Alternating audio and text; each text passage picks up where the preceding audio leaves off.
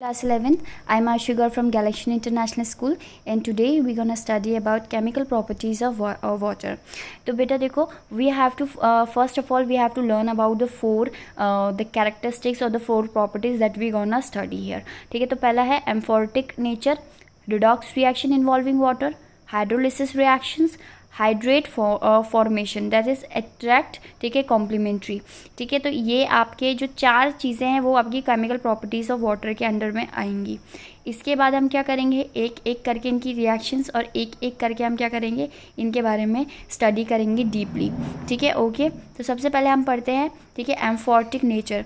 एम्फोटिक nature में हम किस चीज़ की बात करते हैं कि जो आपका वाटर है वो किस तरीके से ड्यूअल बिहेवियर दिखाता है, मतलब कि वो dual behaviour as a acid और एज अ बेस की तरह उसकी मतलब कि उसके अंदर एबिलिटी होती है कि या फिर वो एक एसिड की तरह काम करेगा और या फिर एक बेस की तरह भी बिहेव कर सकता है।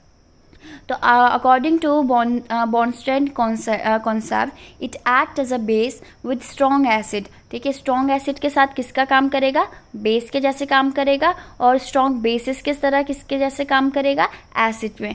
मतलब कि जब आप किसी भी वाटर का रिएक्शन कराओगे किसी एसिड के साथ, ठीक है, आप तो वो क्या क्रिएट करेगा, आपका बेसिक मतलब कि प्रोडक्ट देगा। और अगर आपके रिएक्टेंट में क्या है, अगर आपका स्ट्रांगली कोई भी बेस है और उसके बाद हम उसका हाइड्रोलिसिस करा रहे हैं या फिर वाटर के साथ उसका मतलब कि हाइड्रोलिसिस करा रहे हैं, तो फिर वो क्या देगा, आपका बेस है तो एसिड देगा, एसिड है तो बेस देगा, लेकिन स्ट्रांगली होने चाहिए। Okay, strong acid and strong base होने चाहिए।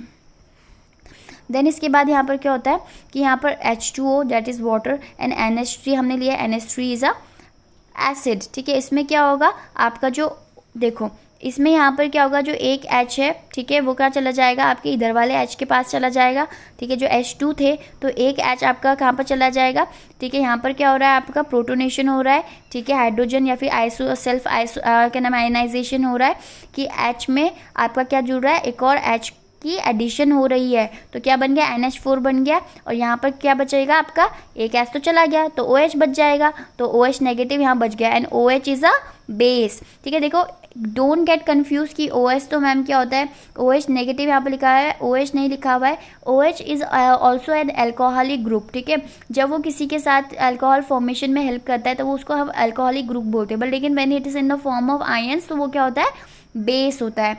ठीक है, तो डोंट गेट कंफ्यूज कि मैम कि OH is a alcohol group, तो क्या अल्कोहल बन रही है, नो अल्कोहल नहीं बन रही है। OH नेगेटिव क्या आयनिक फॉर्म है, इसलिए हम वहाँ पर क्या हो रही है, यूज़ हो रही है। ठीक है, देन इसके बाद क्या है, H2O। ठीक है, H2O में क्या है आपका, फिर दोबारा से हम H2S लेंगे। ठीक है, विच इज़ एन बेस। ठीक है, जब हमने बेस लिया है इसके बाद क्या होगा, H3O बन जाएगा और HS बाहर निकल जाएगा। ठीक है, HS मतलब कि आपका क्या निकला है, वहाँ पर से हाइड्रोजन इन सल्फर के आयंस निकले हैं, मतलब H पॉजिटिव निकला है, तो इसका मतलब क्या हुआ कि वहाँ पर एसिड निकले हैं। ओके, तो इसका मतलब क्या है, द ऑटो प्रोटो ठीक है प्रोटोलिसिस या फिर self ionisation of water take place as follow. ठीक है, सेल्फ आयनाइजेशन का मतलब क्या होता है, हाइड्रोजन के आयंस हाइड्रोजन में ऐड हो जाना। ठीक है, या फिर हाइड्रोजन की क्वांटिटी ऑफ जितने भी आपके आयंस थे, ठीक है, उसमें हाइड्रोजन की क्वांटिटी का इंक्रीज हो जाना, इस चीज़ को हम क्या बोलते हैं, सेल्फ आयनाइजेशन भी बोलते हैं। अब अगर मैं सेल्फ आयनाइजेशन की बात करूँ तो यहाँ पर मैंने क्या लिया, H2O लिया है as a acid and H2O का दूसरा वाला लिया है बेस की तरह। ठीक है, तो we have like taking H2 as a acid and H2 as a base. तो क्या होगा यहाँ पर देखो, ये जो H2 का एक था वो कहाँ चला जाएगा आपका। ठीक है, एक वाला जो H2 था वो कहाँ चला जाएगा, दूसरे वाले में ऐड हो जाएगा। ठीक है, तो यहाँ पर क्या आ गया, H3O आ गया। ठीक है, इसका एक कहाँ पर जाके ऐड हो गया, H2 वाले में ऐड हो गया एक हाइड्रोजन जाके, तो यहाँ क्या गया, H3O हो गया। और इसके बाद हमारे पास बाय प्रोडक्ट क्या बनते हैं, OH नेगेटिव, फिर दोबारा से OH आ गया, मतलब ये क्या हो गया, आपका बेस बन गया फिर दोबारा से। ओके, तो this is like self auto ठीक है प्रोटोलिसिस, इस तरीके से बोलते हैं।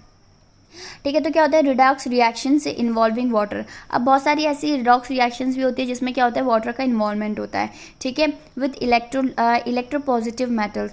जब बेटा इलेक्ट्रोपॉजिटिव मेटल्स के साथ क्या कराते हैं, आपका वाटर का या फिर उसका हाइड्रोलिसिस कराते हैं, तो क्या होता है कि आपके H2 आयंस निकल के बाहर आ जाते हैं, मतलब H2 मतलब कि आपका क्या नाम है, डाई हाइड्रोजन आपका बाहर निकल जाता है। अगर मैं यहाँ पर करके देखना चाहूँ तो देखो क्या हो रहा है कि 2H2O था प्लस 2Na था, Na ने किसके साथ बॉन्ड बना दिया, OH की तरफ बॉन्ड बना दिया, कितना बच गया यहाँ पर, कितना बचा, H2 बच गया, ठीक है। तो यहाँ पर क्या हुआ, आपकी H2 गैस बाहर निकल गई। अगर मैं फोटोसिंथेसिस की बात करूँ तो वाटर इज ठीक है oxidise to O2 during photosynthesis. Water क्या हो रही है, ऑक्सीडाइज हो रही है O2 में ड्यूरिंग फोटोसिंथेसिस, ठीक है। CO2 फिर आपको पता ही है फोटोसिंथेसिस में क्या हो रहा है, ठीक है। यहाँ पर से आपने क्या लिया, ठीक है 6H2O लिया एंड 12H2O लिया, तो कितना है C6H12O और प्लस 6H2O, ठीक है। ये क्या निकल गया आपका, बाहर निकल गया।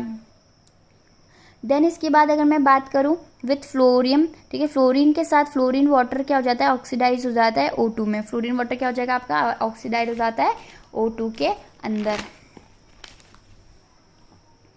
अब अगर मैं बात करती हूँ हाइड्रोलिसिस रिएक्शंस की, तो due to high dielectric ठीक है कॉन्सेप्ट, ठीक है, water has very strong solvating tendency, बहुत ज़्यादा स्ट्रॉन्ग होता है solvating. However some covalent and ionic compounds are hydrolyse in water, कुछ सॉल्वेंट जो कुछ आपके कैसे होते हैं, कोवेलेंट एंड आयनिक कंपाउंड होते हैं, वो क्या होते हैं, वाटर में हाइड्रोलाइज हो जाते हैं, ठीक है। जैसे कि यहाँ देखो, यहाँ पर ये क्या है, फॉस्फोरस पेंटॉक्साइड लिया है, सिलिकॉन टेट्राक्लोराइड लिया है, इसके बाद क्या हुआ यहाँ पर 6, ठीक है, आपने क्या कराया, इसका 6H2O के साथ क्या कराया, इसका वाटर में कंटेंट मतलब कि हाइड्रोलिसिस कराया, हाइड्रोलिसिस रिएक्शन करें, वाटर के साथ इसका रिएक्शन कराएंगे, तो क्या बन जाएगा आपका फॉस्फोरिक एसिड बन जाएगा, यहाँ SiO2 बन जाएगा, बाय प्रोडक्ट क्या निकलेगा, इधर से HCl निकल गया।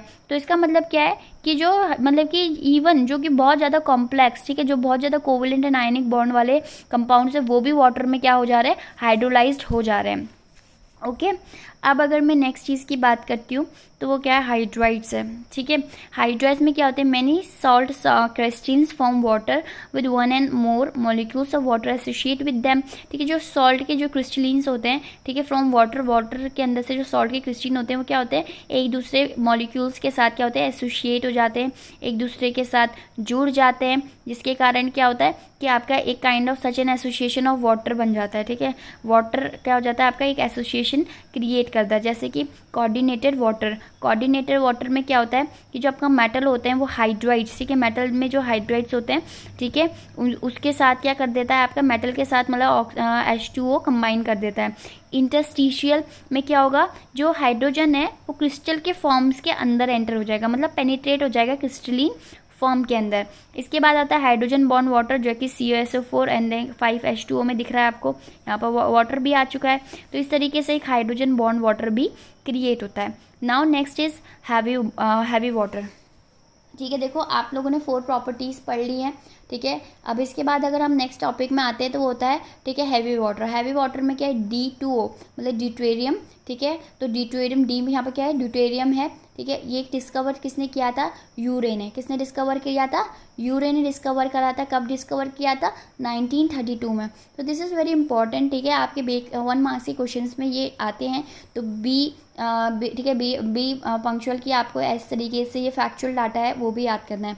प्रिपरेशन ऑफ हैवी मैटर में क्या होता है, एक्सेस इलेक्ट्रोलिसिस जब हम करवाते हैं किसी भी वाटर का, तो क्या होता है, बाय प्रोडक्ट इट्स सम, ठीक है, जो उसका बाय प्रोडक्ट होता है वो फर्टिलाइजर इंडस्ट्रीज़ में यूज़ होता है, ठीक है। जैसे कि हम लोगों ने क्या कराया, example of compound prepared using CaCl, ठीक है, कैल्शियम कार्बेट आपने लिया है यहाँ पर, उसे D2O से, ठीक है, हैवी वाटर से क्या कराया है, उसकी रिएक्शन कराया है, और इसके बाद वो क्या बन चुका है, ठीक है, C2D2 प्लस CaOD2। देखो आप यहाँ इससे पहले जब नॉर्मल वाटर था तो यहाँ पर क्या आ रहा था, H2O आ रहा था ना। तो कोई भी रिएक्शन आप जब कराओगे D2 के साथ, तो जहाँ पर H2O लिखकर आप जो आंसर आता है H2O में, वहाँ पर H को रिप्लेस करके क्या लिखना है, सिर्फ आपको D याद रखना है, ठीक है। तो दिस इज़ अ ट्रिक। तो यहाँ पर आपने क्या है, फिर आपका एक 303 प्लस D2O, तो D2SO4 बन गया आपका, ठीक है। यहाँ पर Al4 को लिया, ठीक है, 12D2O, इसका 3D4 और क्या 4AlOD बन गया आपका। तो ये इस तरीके से हम क्या बना रहे, ड्यूटेरियम मतलब हैवी वाटर की हमने प्रिपरेशन करी। इसके बाद आता है आपका हैवी मेटल जो होते हैं आपका किस चीज़ में यूज़ होते हैं, तो use as a moderator in nuclear, ठीक है, न्यूक्लियर के उसमें ये एक मॉडिएटर के द्वारा यूज़ होते हैं। ट्रांस स्टडी के लिए भी यूज़ होते हैं, मैकेनिज्म पढ़ने के लिए किसका, ऑर्गेनिक रिएक्शंस का, और use in the preparation of deuterium compound. और ड्यूटेरियम जो कंपाउंड होता है उसकी प्रिपरेशन के लिए भी क्या चीज़ यूज़ की जाती है, यही मैकेनिज्म को फॉलो किया जाता है हैवी वाटर को यूज़। तो these are the like usefulness of heavy water and you have to remember these, because usefulness हमेशा बहुत टाइम बाद मतलब बहुत केसेस में आती है, Okay class, so this is it for today. I guess you have understand whatever I have taught you. तो इसलिए क्या हो गया, आपको ये सब कुछ आना चाहिए, आपको अच्छे तरीके से इसको बाय हार्ट याद करना पड़ेगा. Till then, be happy and be safe.